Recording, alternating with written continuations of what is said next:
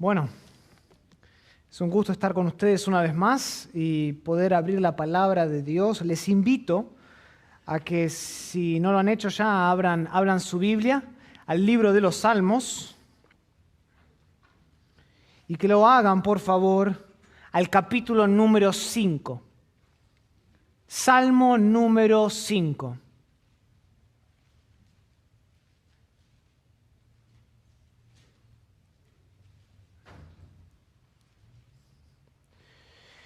Y una vez que lo tengan, le voy a pedir que se pongan de pie, por favor, para leer la palabra de Dios.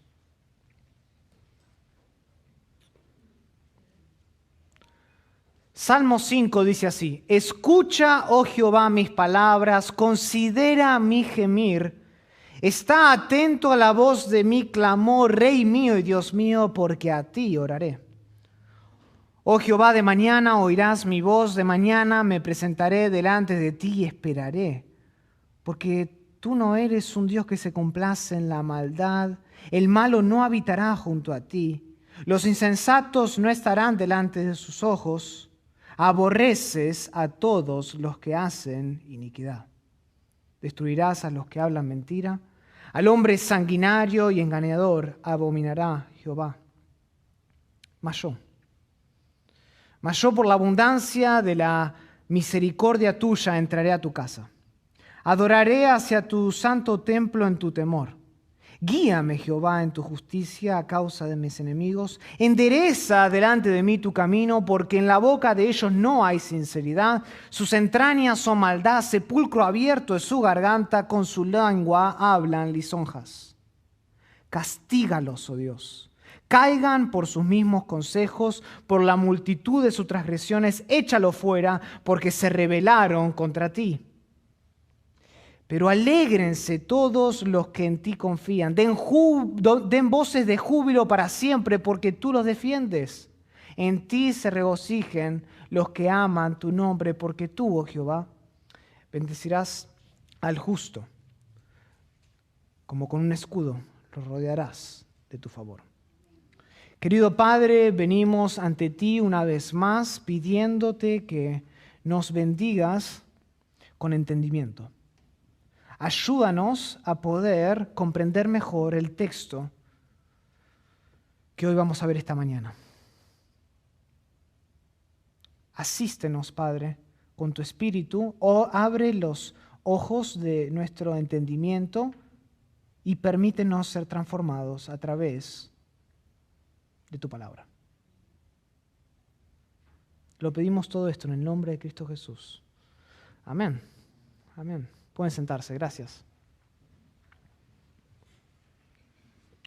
Una de las cosas que nos separa del resto de la creación es que, como Dios, nosotros tenemos la capacidad de comunicarnos a través de palabras.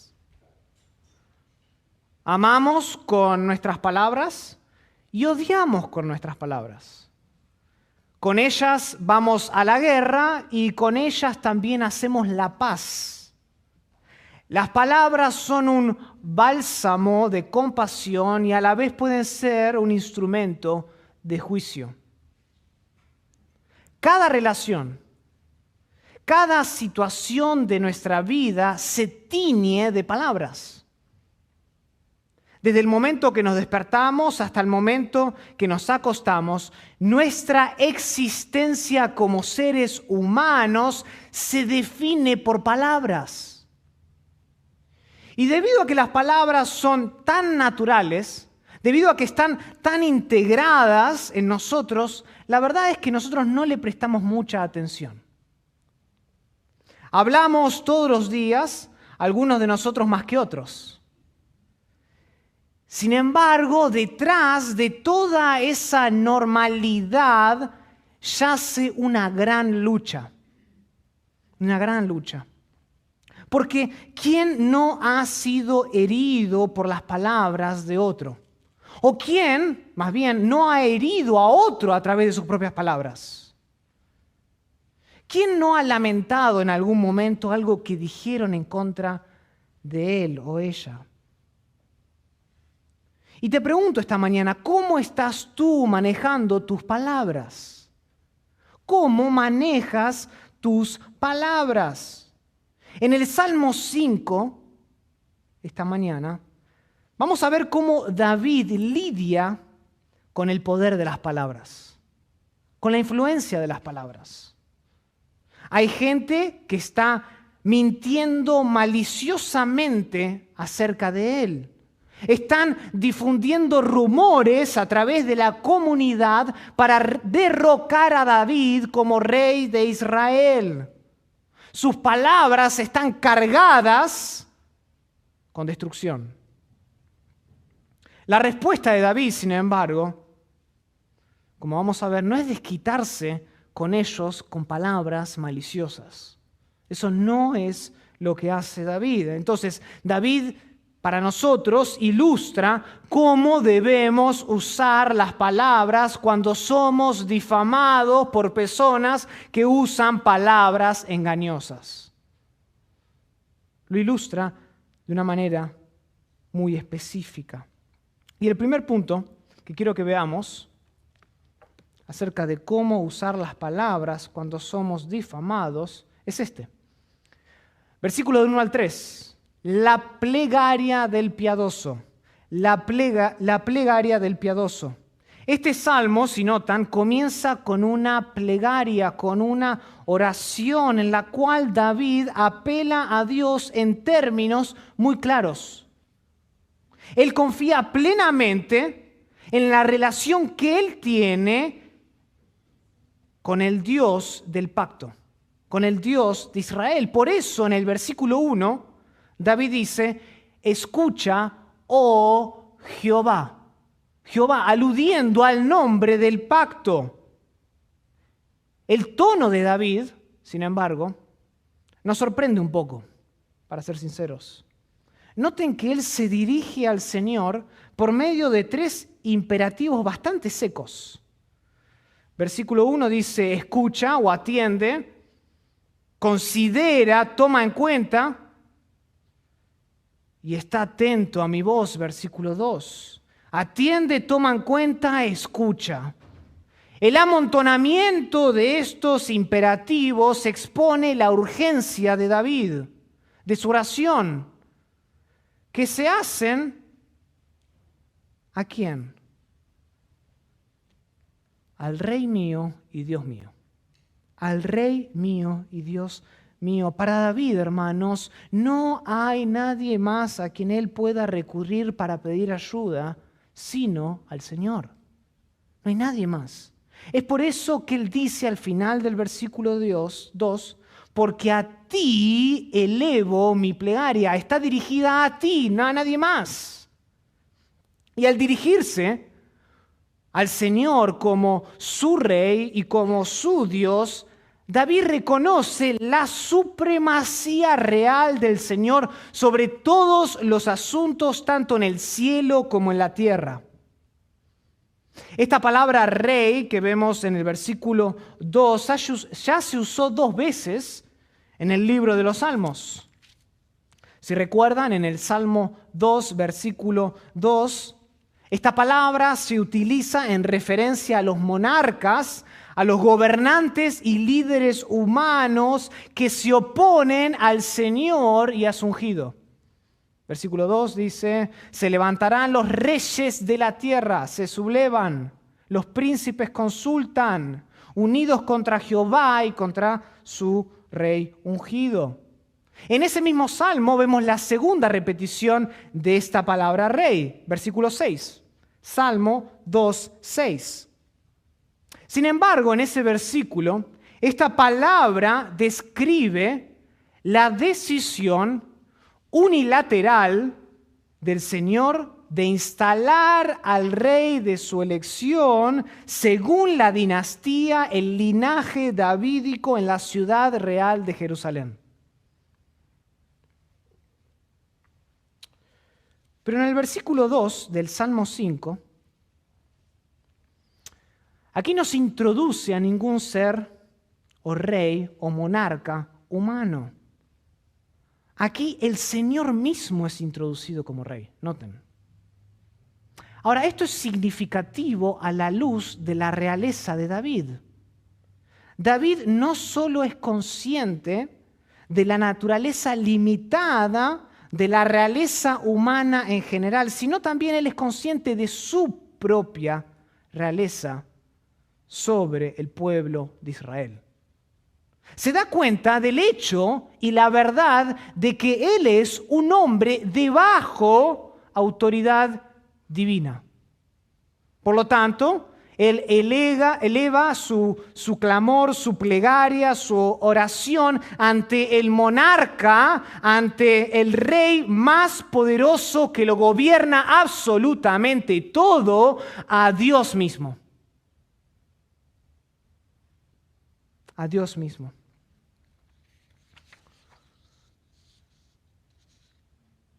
Y mi pregunta es, ¿a quién recurres tú cuando afrontas tiempos difíciles?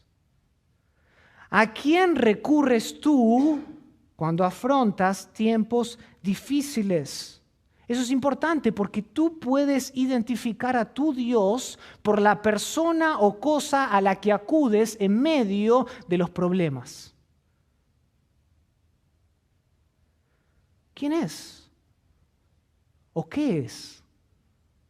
¿O es el Dios de Israel?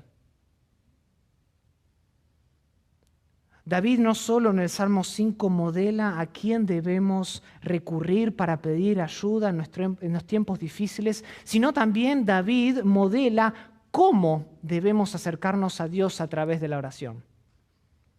Observen que su reconocimiento de la supremacía del Señor es informado por la presencia íntima que él tiene con Dios.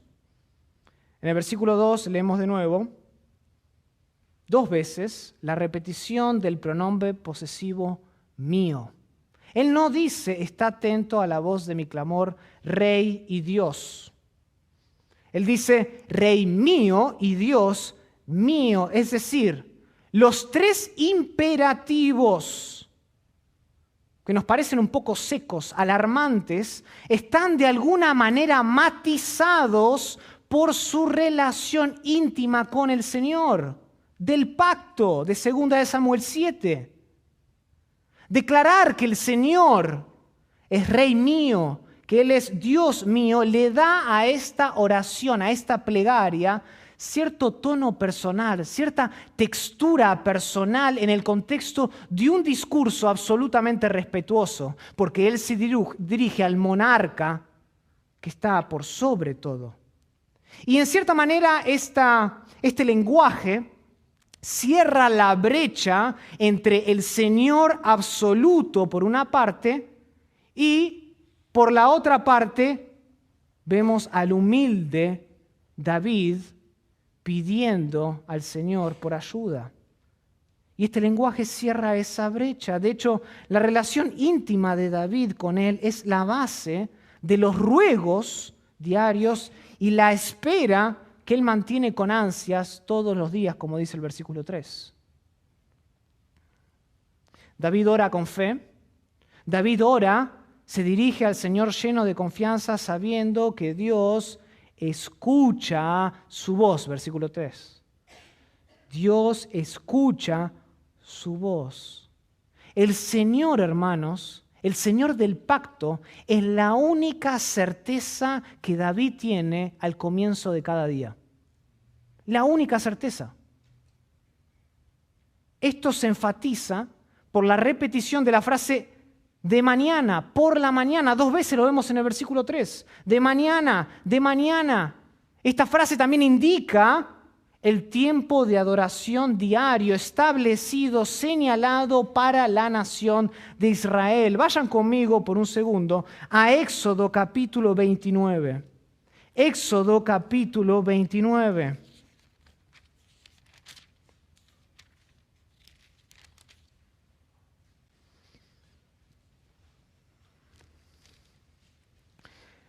Éxodo capítulo 29, versículo 38. Noten, esto es lo que el pueblo de Israel debía hacer. Esto es lo que ofrecerás, dice el versículo 38, sobre el altar. 2 corderos de un año cada día, continuamente. Ofrecerás uno de los corderos por la mañana y el otro cordero ofrecerás a la caída de la tarde. Versículo 42. Esto será el holocausto continuo o diario por vuestras generaciones, incluye a David, por supuesto, a la puerta del tabernáculo de reunión delante de Jehová, en el cual me reuniré con vosotros para hablaros allí. De mañana, el pueblo de Israel estaba ordenado a traer ofrenda, holocausto. Es más, el verbo presentar del versículo 3 del Salmo 5, que dice, de mañana me presentaré, también puede traducirse como colocar en orden o arreglar un sacrificio, en este caso implícito. Este verbo, presentar, arreglar, se usa a lo largo del Antiguo Testamento en referencia a la madera del altar y a los trozos del holocausto. Noten en Levítico capítulo 1, versículo 8. Levítico capítulo 1, versículo 8. Luego, los sacerdotes, hijos de Aarón, acomodarán, misma palabra del capítulo 5 de Salmos que dice presentar. Luego los sacerdotes, hijos de Aarón, acomodarán las piezas, la cabeza y la grosura de los intestinos sobre la leña que está sobre el fuego que habrá encima del altar. Versículo 12. Lo dividirá en sus piezas, ¿a qué? Al holocausto, con su cabeza y la grosura de los intestinos. Y el sacerdote las acomodará, misma palabra, las arreglará, las pondrá en orden sobre la leña que está sobre el fuego del altar. O sea, en el Salmo 5 vemos a David orando fervientemente, de manera urgente, viniendo de manera regular, ni bien asoma ni bien sale el sol, para ofrecer un sacrificio al Señor con la expectativa de una respuesta. Con la expectativa de una respuesta. De mañana me presentaré delante de ti y esperaré. O sea, a la luz de la confianza que él tiene en Dios, en su Rey supremo y en su Rey íntimo a la vez, David espera. Él observa detenidamente como un atalaya en busca de una respuesta favorable. Espera. No hace más que eso. Recurre a Dios y detenidamente observa lo que Dios va a decir y determinar. Ese es el primer punto, la plegaria del piadoso. Segundo punto, si están tomando notas, el peligro del pecador. El peligro del pecador, versículos del 4 al 6.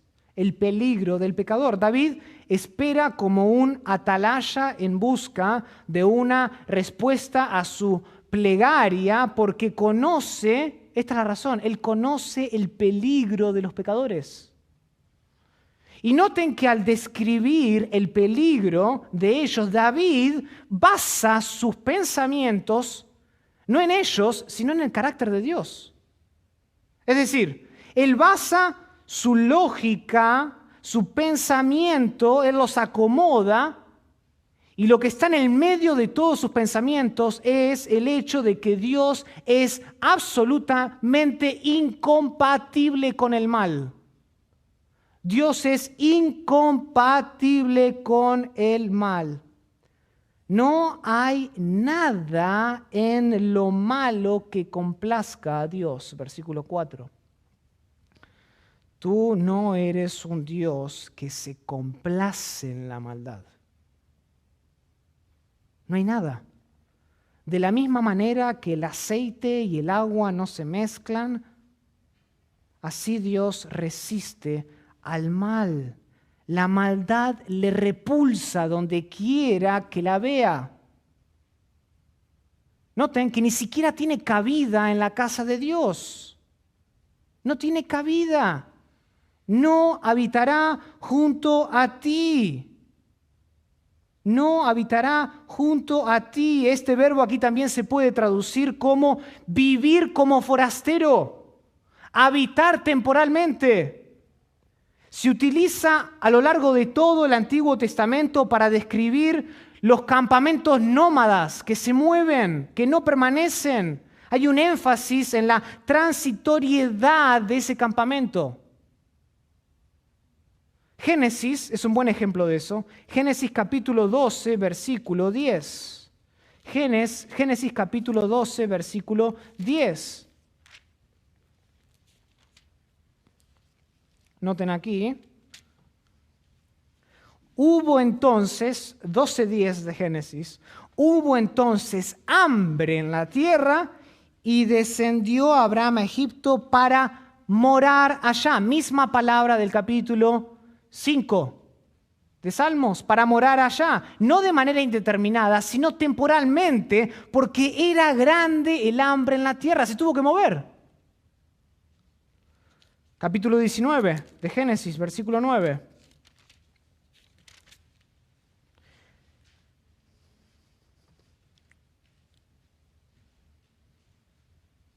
Y ellos respondieron, quita allá, vete.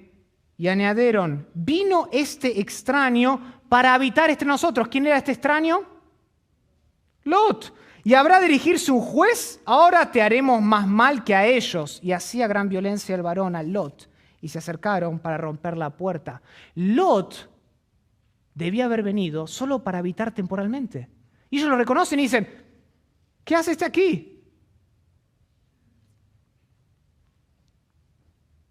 Y habrá de dirigirse juez entre nosotros.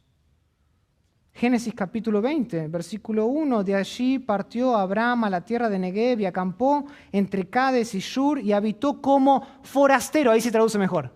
Como forastero temporalmente. El punto del Salmo 5 es este.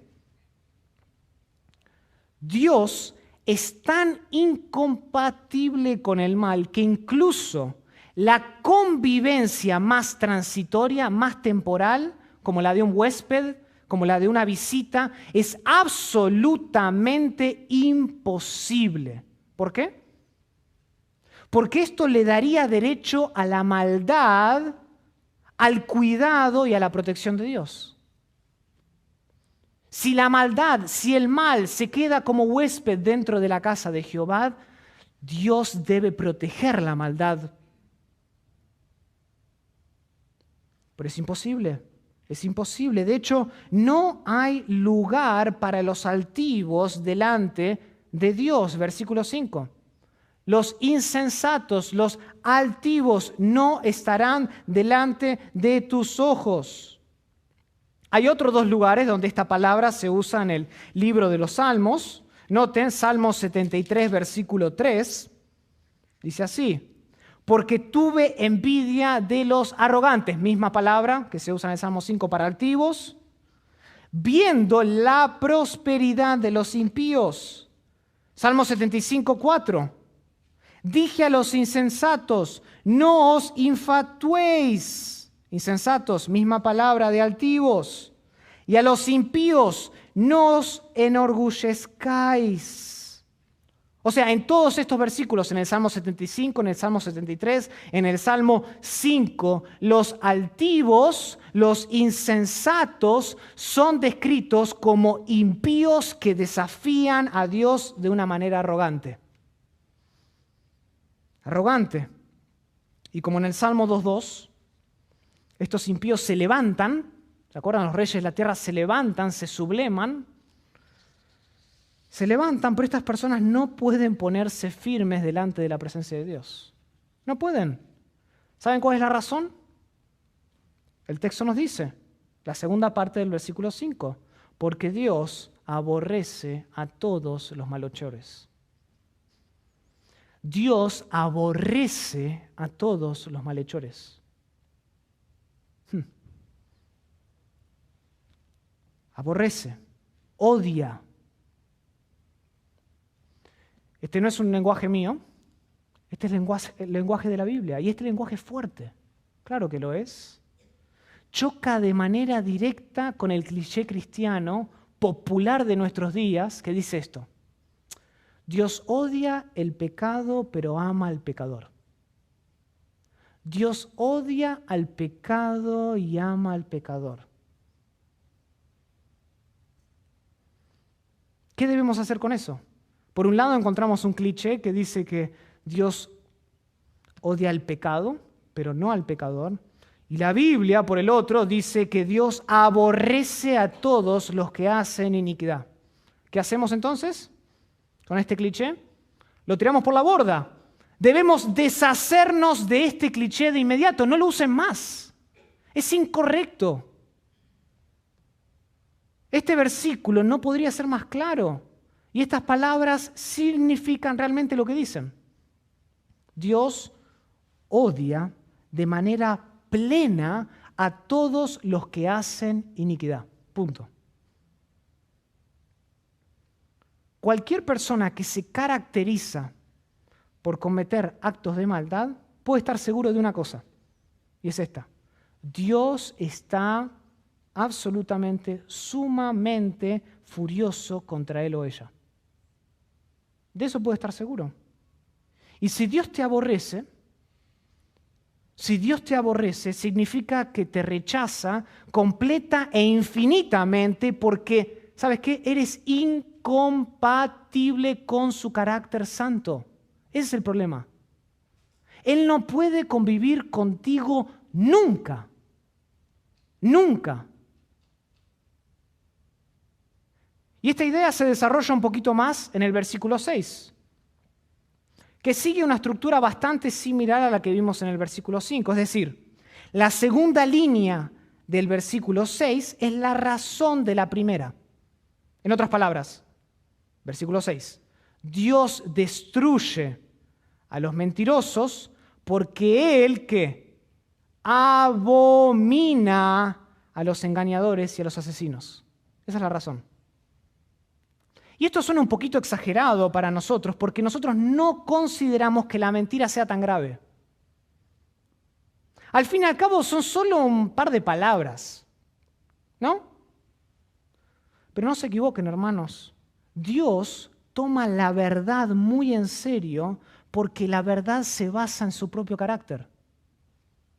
Entonces la mentira es la tergiversación ¿de qué? De su carácter, de la verdad. El que no se ajusta a la verdad, ¿sabe qué pasará? Acompáñenme al fin de este libro, Apocalipsis, capítulo 21.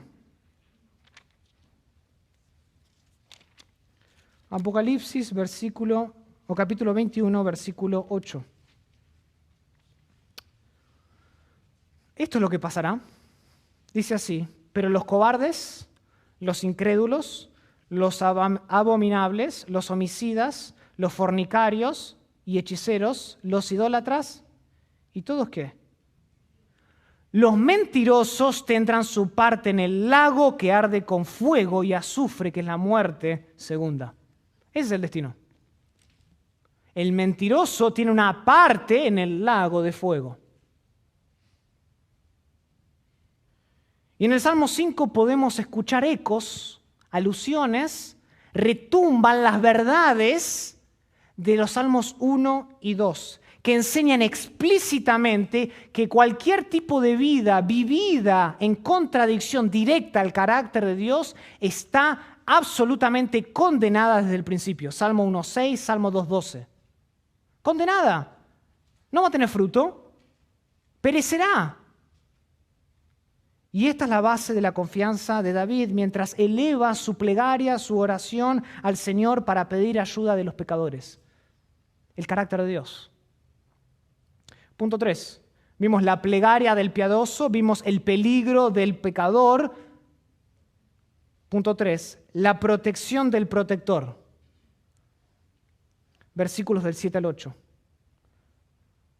Aunque los pecadores están excluidos de la presencia de Dios debido a la maldad de ellos, esto no significa que David es admitido en la presencia de Dios en virtud de su propio carácter. Eso no es así. El piadoso es aceptado en la casa del Señor. ¿Por qué? Versículo 7. Por la protección de Dios, por tu gran amor. Por tu gran amor, por la abundancia de tu misericordia.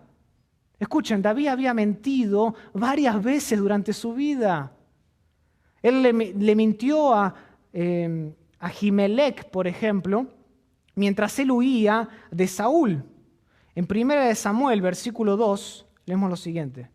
1 Samuel, capítulo 2, versículo 12. 1 Samuel 2:12. David le dice a este sacerdote que él estaba en una misión secreta y que Saúl lo había mandado. Noten, 1 Samuel 2:12. Perdón, 21:2. Disculpen. 21:2. Vino David a Nob, al sacerdote Ahimelech, y se sorprendió a Ahimelech de su encuentro y le dijo: ¿cómo vienes tú solo y nadie contigo? Versículo 2. Y respondió David al sacerdote: el rey me encomendó un asunto. Y me dijo: nadie sepa cosa alguna del asunto que te envío. Es una misión secreta. Y lo que te he encomendado, y yo le señalé a los criados un cierto lugar. Miente. Y como consecuencia de su engaño, de su mentira, Saúl, el rey de Israel, asesinó a 85 sacerdotes de la familia de Ahimelech. 1 Samuel capítulo 22, versículo 16. Noten. Y el rey Saúl dijo: sin duda morirás, Ahimelech, tú y toda la casa de tu padre. Entonces dijo el rey a la gente de su guardia que estaba alrededor de él: volveos y matad a los sacerdotes de Jehová, porque también la mano de ellos está con David, pues sabiendo ellos que huía, mentira, no sabían. No me lo descubrieron. David había mentido. Pero los siervos del rey no quisieron extender su mano para matar a los sacerdotes. Entonces luego apareció un tal Doeg, el edomita, y mató a 85 sacerdotes.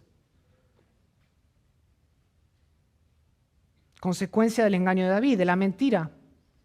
Es más, cuando David pecó con Betsabé, en 2 Samuel 11, nosotros sabemos que él no solo cometió engaño, sino también que asesinó a su marido. Es decir, por sus propias palabras del Salmo 5, David es culpable de ni siquiera estar delante de la presencia de Dios, ¿no? No merece un trato cercano con él. Sin embargo, noten cómo él se aparta de los pecadores, de todos los malhechores del versículo 6, de manera muy enfática al comienzo del versículo 7. Dice: mas yo, pero yo. Contraste. ¿Cómo es esto posible? ¿Cómo David es capaz de hacer eso si él es culpable? Bueno, la respuesta está en que el carácter de Dios no solo es la base para el peligro de los pecadores, como dicen los versículos del 4 al 6, sino que el carácter de Dios también es la base para la protección del piadoso. Y esto es buenas noticias. Esto es buenas noticias.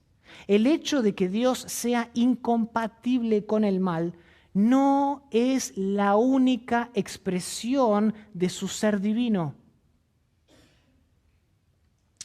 Si lo fuera, si esa fuera la única expresión de Dios, el propio David estaría sin ningún tipo de confianza. Pero la disposición natural, implacable de Dios al amor del pacto también forma parte del carácter de Dios. Dios naturalmente ama. Dios es amor. Y David conoce esto muy bien. Lo pueden ver luego en Salmo 103, versículos 7 al 12.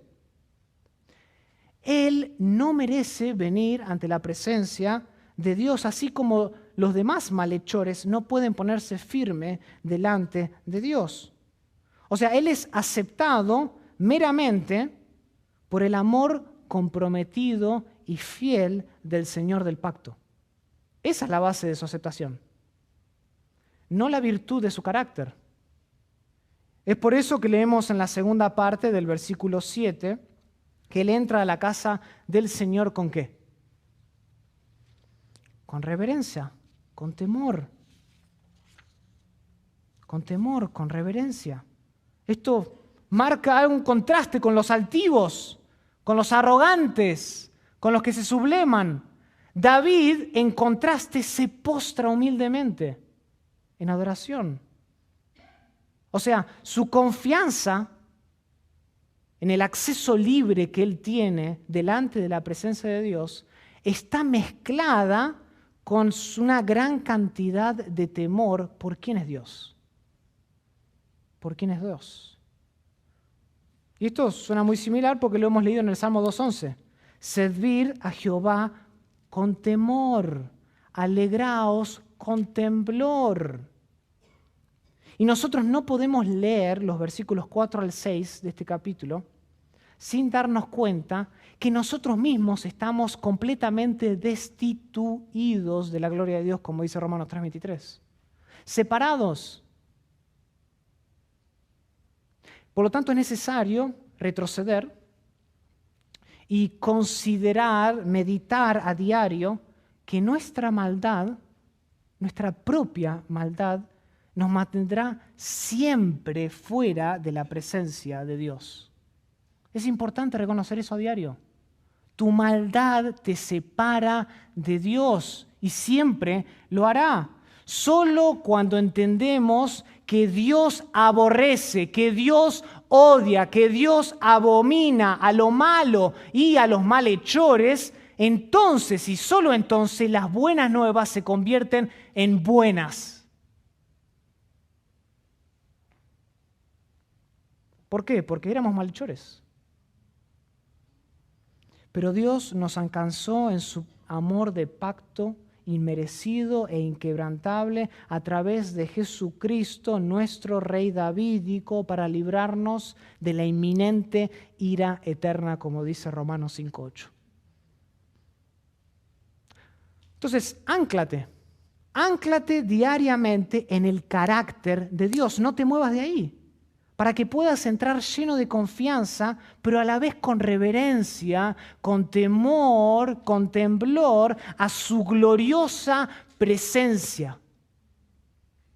Pues Él es el que ahuyenta la maldad de los enemigos y despeja el camino en justicia, con un cuidado de protección total, como la de un buen pastor real, como dice el Salmo 23. Cuarto punto. La práctica del pecador. La práctica del pecador. Noten que David regresa a los pecadores de los versículos 4 al 6. Se va por un momento y regresa ahora. Y esta vez, en vez de centrar su atención en el peligro de los pecadores, él centra su atención en la práctica de ellos. ¿Ok? En quiénes son, en cómo actúan. Observen que David, es interesante esto, él los describe exclusivamente en términos de ¿qué? Del discurso de ellos, de lo que hablan, de lo que sale de su boca. Nada de lo que dicen es realmente verdad, nada. No se puede confiar ni contar en sus palabras. No hay sinceridad, dice el versículo 9. Ellos son poco fiables. Y esto nos permite entender la situación histórica de David. Sus enemigos están tratando de desacreditarlo como rey de Israel, con la intención de derrocarlo, como dije al principio del sermón. Eso es lo que está pasando. Por eso él eleva la plegaria al Señor en busca de su protección, mientras él atraviesa por este valle oscuro de pecadores mentirosos que son malvados hasta el fondo de su ser. Esto es claro por las siguientes dos líneas, las dos líneas que aparecen internas en el versículo 9. ¿Qué dicen qué? Sus entrañas son maldad, sepulcro abierto es su garganta. En otras palabras, sus entrañas, su interior son de una naturaleza tan malvada que no importa lo que digan con sus bocas, ellos están comprometidos a la destrucción. Su discurso, lo que hablan, es como el hedor que se levanta de un cadáver podrido. Un olor insoportable procede de estos pecadores cada vez que hablan debido a la eficiencia de su maldad. Son tan malos que matan indiscriminadamente con sus palabras todo el tiempo. Es como que si ellos no tuvieran tiempo de dar un entierro decente a los que matan, ellos solo siguen adelante, uno tras otro, matando, tragando a personas con su boca. Y su lengua no articula ninguna verdad, como dice la última parte. Habla lisonjas, palabras lisonjeras, que son mentiras, diseñadas astutamente para permitir que el mal logre su final destructivo. Hermanos, se necesita protección divina para evitar las trampas de estos enemigos. Y David lo sabe, por eso ora. Por eso ora. Y como un abogado, un abogado de la fiscalía moderna, David en el versículo 10 resume el caso y le pide al Señor lo siguiente. Esto es lo que le pide David a Dios. Esta es la respuesta favorable que él está buscando y que él está esperando como una atalaya. ¿Están listos? Dios, condénalos, que caigan por sus propias intrigas o planes. Recházalos. Fuerte, ¿no? Esta es la primera oración en el libro de los Salmos en la que se le pide a Dios que destruya a los pecadores. La primera de muchas. Y esto puede sonar duro a primera instancia, muy duro para nosotros hoy, pero esta oración encaja perfectamente dentro del marco del carácter de Dios, que está fundamentalmente comprometido contra lo malo y contra todos los que hacen el mal. O sea, David no le está pidiendo a Dios que haga algo que él no va a hacer de todos modos eventualmente. Le está pidiendo que actúe según su carácter. Y él exige, como rey de Israel, un veredicto apropiado del Señor del pacto a la luz de esto. Versículo 10. Por la multitud de sus crímenes, de sus transgresiones. Por eso debes condenarlos, por eso debes rechazarlos. Por eso debes dejarlos hacerlos caer. Y aquí hay un contraste bastante interesante, que no se puede apreciar muy bien en nuestras traducciones al español, ni siquiera al inglés. Y este es el contraste. La abundancia de sus transgresiones, en el versículo 10, se oponen directamente a la abundancia del amor fiel de Dios en el versículo 7. La abundancia de su misericordia, la abundancia de sus transgresiones. Misma palabra, solo que se traduce una como multitud. Esto ayuda a explicar por qué, al final del versículo 10, David dice, porque se rebelaron contra ti. Se rebelan contra ti. O sea, la motivación detrás de esta oración no es personal. No se confundan. No es personal.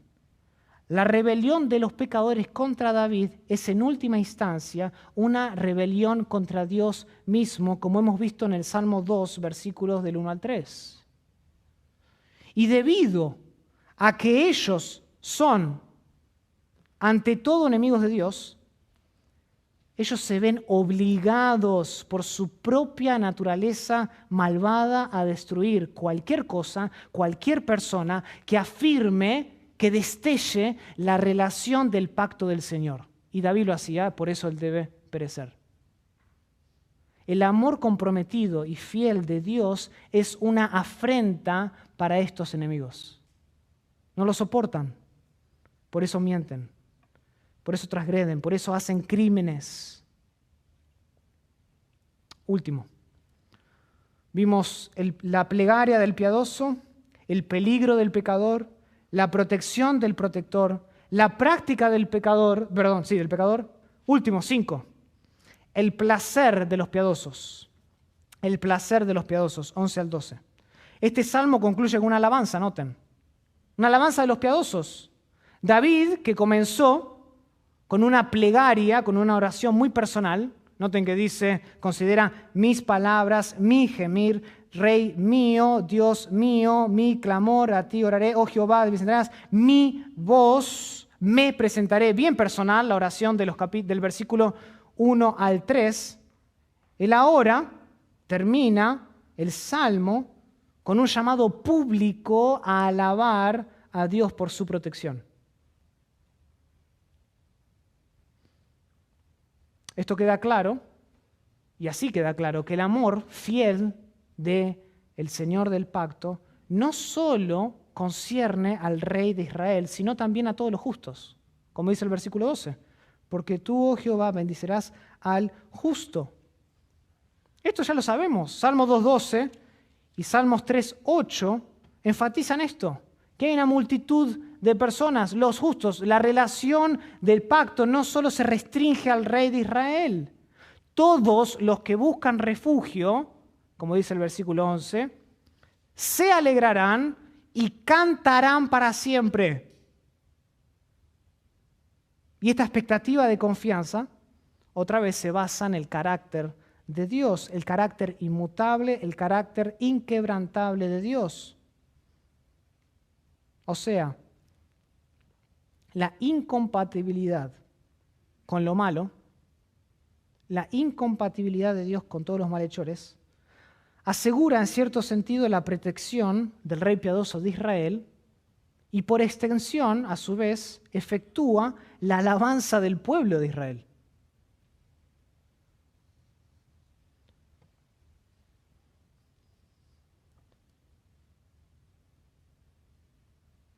Ahora, no importa cuán firmemente establecidos estén estos justos, ellos no pueden presumir del amor del pacto de Dios. Al fin y al cabo, el amor del pacto es algo totalmente inmerecido y por lo tanto algo inesperado. Por esta razón David ora para que Dios, note, extienda su protección sobre ellos. Que los defienda. La imagen aquí es la de un pájaro que cubre a sus polluelos de manera protectora con sus alas, como dice, ¿recuerdan? Salmo 91. Salmo 91, versículo 4. Versículo 3. Vuelves al hombre,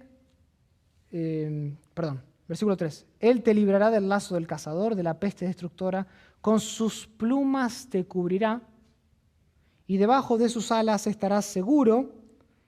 Escudo y adarga es su verdad. Esa es la imagen. O sea, el propósito de esta cerca inaccesible que pide David se revela de manera explícita al final. ¿Cuál es el propósito? ¿Cuál es el fin de que Dios proteja a los justos? Es este: para que en ti se regocijen todos los que aman tu nombre. Noten entonces que el objetivo de la oración de David por estas personas piadosas no se enfoca en los pecadores. El foco de la oración de David y el final no es la liberación de los pecadores, sino esto: que los justos tengan placer en el Dios de Israel. Que vaya más allá de la liberación temporal. Que encuentren regocijo, que den voces de júbilo porque conocen al Señor y mejor, porque el Señor los conoce a ellos de manera íntima. Noten la razón, la base, otra vez, lo voy a seguir repitiendo. ¿Cuál es? El carácter de Dios. Versículo 12. La certeza de que el Señor del pacto es un Dios que bendice a los justos. Los bendice. Y aquí se nos explica esta bendición por medio de otra imagen. Y esta es la última imagen que aparece, un escudo. Un escudo. Ahora, este no es el mismo escudo que aparece en el Salmo 3, versículo 3. ¿Recuerdan? Salmo 3, versículo 3. Mas tú, Jehová, eres escudo alrededor mío. No es el mismo escudo. Es la misma palabra en español, pero no es la misma palabra en el texto hebreo. En el Salmo 3.3 habla de un escudo circular que se llevaba en la mano, que servía para pelear de manera frontal y cercana. El escudo del Salmo 5.12 se refiere a un escudo grande de forma rectangular que protege a toda la persona y a menudo necesita ser llevado por alguien más, como dice 1 Samuel 17.7. O sea, lo que David está diciendo es esto, y con esto termino. Es que el favor o la buena voluntad del Señor rodea a los piadosos como un placer que los protege por toda una vida de relación de pacto, como dice el Salmo 35. Salmo 35. Cantad a Jehová vosotros sus santos y celebrad la memoria de su santidad, porque un momento será su ira, pero su favor, su buena voluntad dura toda la vida. Por la noche durará el lloro y a la mañana vendrá ¿qué? La alegría. La alegría. Hermanos, ¿qué más necesitamos? ¿Qué más necesitamos cuando somos difamados por personas que usan palabras engañosas? Por personas que mienten. Nada más. Lo único que necesitamos es el carácter de Dios. Vez tras vez, versículo tras versículo, vemos que el Salmo 5 destella el carácter de quién es Dios y lo que eso implica para los piadosos, para los fieles, para los que han confiado en Él.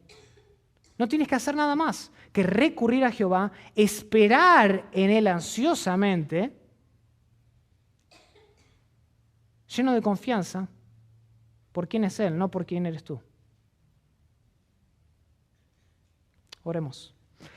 Querido Padre, te damos gracias una vez más, porque tú eres un Rey exaltado, tú eres un Dios que lo gobierna todo, tú eres nuestro Señor. Y como tal,